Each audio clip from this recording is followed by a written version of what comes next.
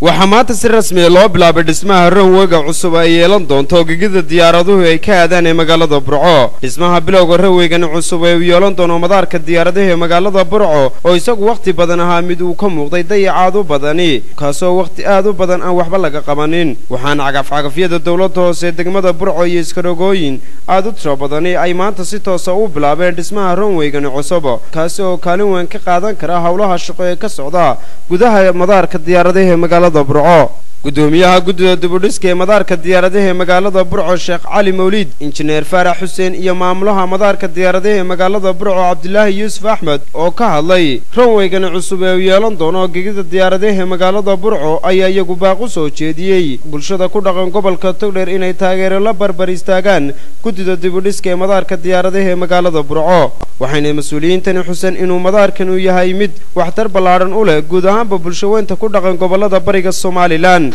waxaa lagama maarmaan ah lacagta hawshu ay ku socotay ku dhaqdhaqaaqaysaa waxa weeye waa lacagta maaragtay maxay ahayd dadka reer Soomaaliland guud ahaan gaar ahaanna reer Togdheer waa lacagtii ay maaragtay maxay ay bixiyeen haddana si hawshaasi ay u sii dhammaystiranto waxaa laga sugayaa inay maaragtay maxay hawsha runtii marka loo hadlana badankeedii waa inoo hadhay hadduun baynu maaragtay maxay cagta saarnay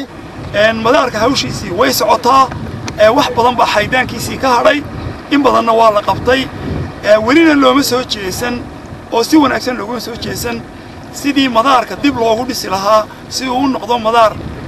madaarada kale caalamiga la mida. taasi waxay u baahan tahay awood dhaqaale, waxay u baahan tahay aqoon badan, waxay u baahan tahay inaynu haddaynu reer Soomaaliland nahay ama reer Togdheer iyo wixii ka sii baryaayeenahay inaynu u hurro jeebkeenna. waxaa maanta la bilaabay 1800 mitir oo carrakaabo production lagu samaynayo hadhoona jay lagu fidisayo. ugu dambeyntii runwaygan cusub ay yeelan doonto gegida diyaaradaha ee magaalada Burco oo isagu dhan 3 kiiloomitir. Maxamed Ibrahim Xasan, Maxamed British Television caalamiga Royal Burco.